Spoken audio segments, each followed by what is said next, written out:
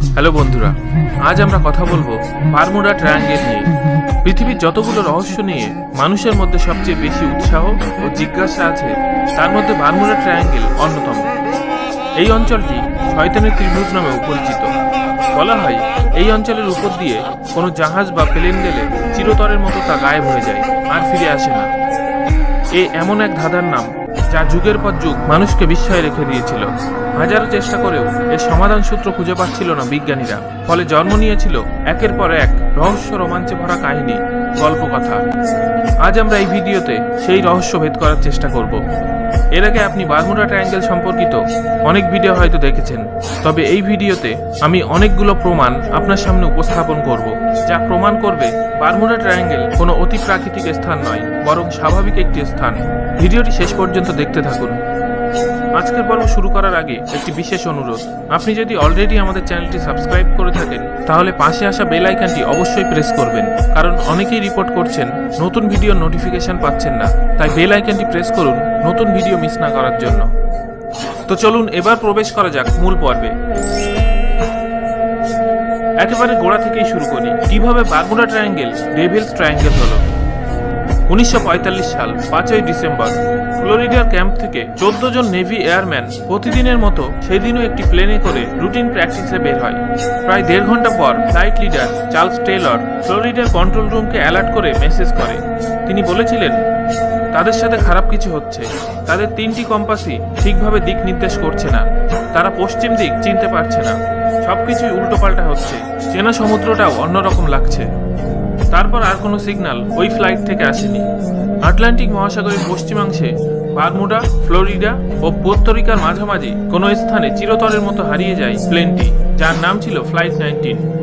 ওই দিন সন্ধ্যাবেলায় একটি সার্চ প্লেনকে পাঠানো হয় ফ্লাইট 19কে খুঁজতে, কিন্তু ওই প্লেনটিও ফ্লোরিডা থেকে রওনা হওয়ার 27 মিনিট পর আর কোনো সিগন্যাল পাঠায়নি। 13 জন ক্রু মেম্বার সহ দ্বিতীয় প্লেনটিও গায়েব হয়ে যায়। এরকম ভয়ঙ্কর ঘটনার কথা সবার প্রথম রিপোর্ট করেছিলেন ক্রিস্টোফার কলম্বাস 1492 সালে।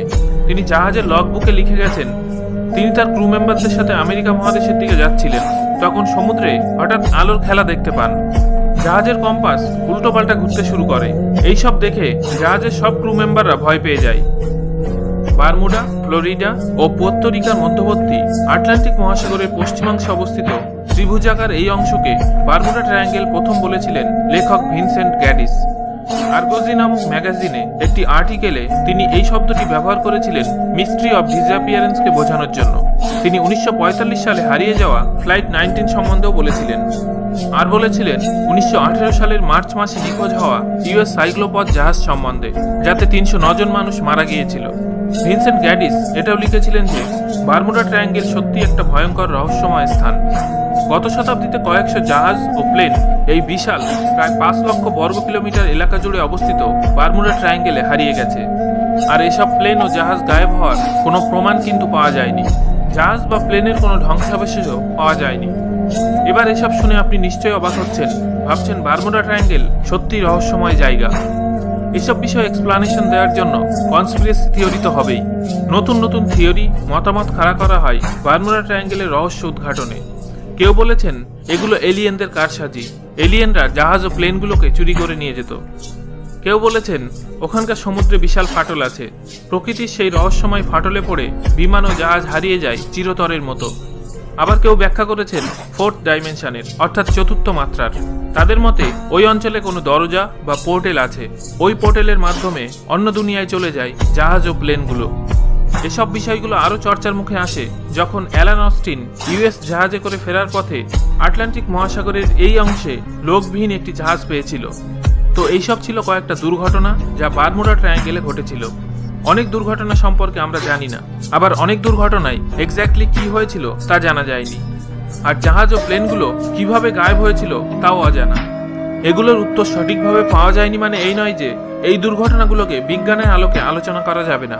তো সেই রহস্যের খোঁজে কয়েকজন রিসার্চার এর উপর কাজ শুরু করে দেন এবং কিছু প্রমাণও তারা পেয়ে যান, যা প্রমাণ করে বারমুডা ট্রায়াঙ্গেল কোনো রহস্যময় স্থান নয়, বরং বেশিরভাগ সময় লেখকরা এবং কনস্পিরেসি থিওরিস্ট আমাদেরকে রহস্য দেখানোর চেষ্টা করেছেন। এই অঞ্চলের ঘটনাগুলোকে বেশিরভাগ সময় লেখকরা বাড়িয়ে অতিরঞ্জিত করে লেখার মাধ্যমে নিজেদের কল্পনাকে ফুটিয়ে তুলেছেন, যার ফলস্বরূপ সাধারণ মানুষের মনে বারমুডা ট্রায়াঙ্গেল সম্পর্কে ভীতি তৈরি হয়েছে। এবার আলোচনা করব কয়েকটি সমাধান সূত্র যা বিজ্ঞানীরা পেয়েছেন।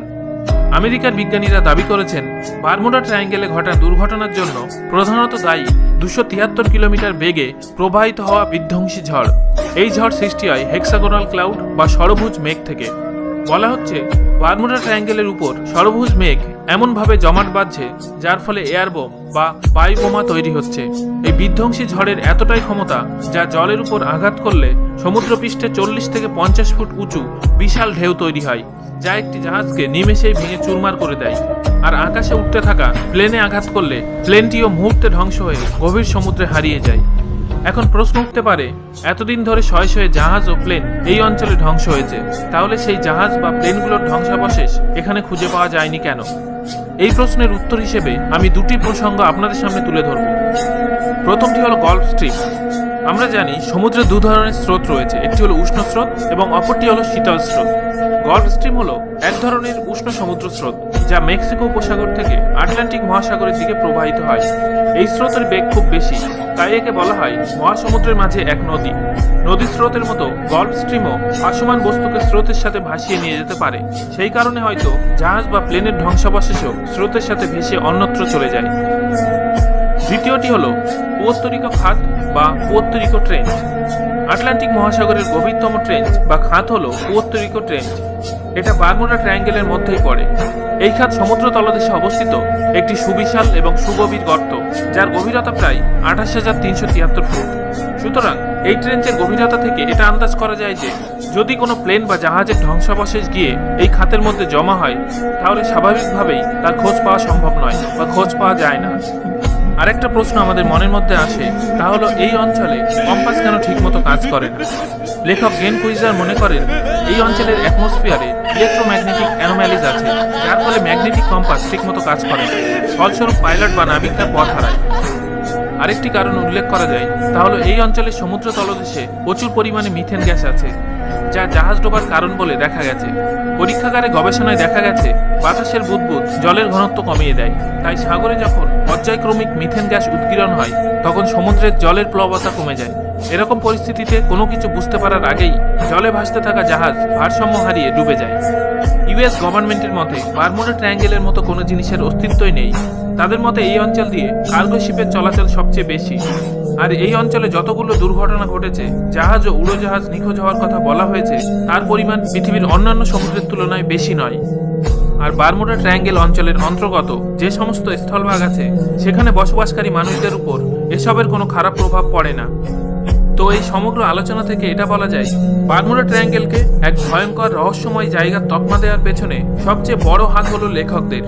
বিভিন্ন লেখকরা অনেক ঘটনার বর্ণনাতে কল্পনার রং চড়িয়েছিলেন এবং বারমুডা ট্রায়াঙ্গেলকে ডেভিলস ট্রায়াঙ্গেলে পরিণত করেছিলেন। সো ফ্রেন্ডস, আশা করি আপনার মনে বারমুডা ট্রায়াঙ্গেল রহস্য নিয়ে জমে থাকা প্রশ্নের উত্তরগুলো পেয়েছেন। ভিডিওটির জন্য কোনো লাইকের এম রাখছি না, ভালোবেসে লাইক ও শেয়ার করবেন। আর কোনো প্রশ্ন থাকলে কমেন্ট করে জানাবেন। শেষ পর্যন্ত আমাদের সঙ্গে থাকার জন্য অশেষ ধন্যবাদ।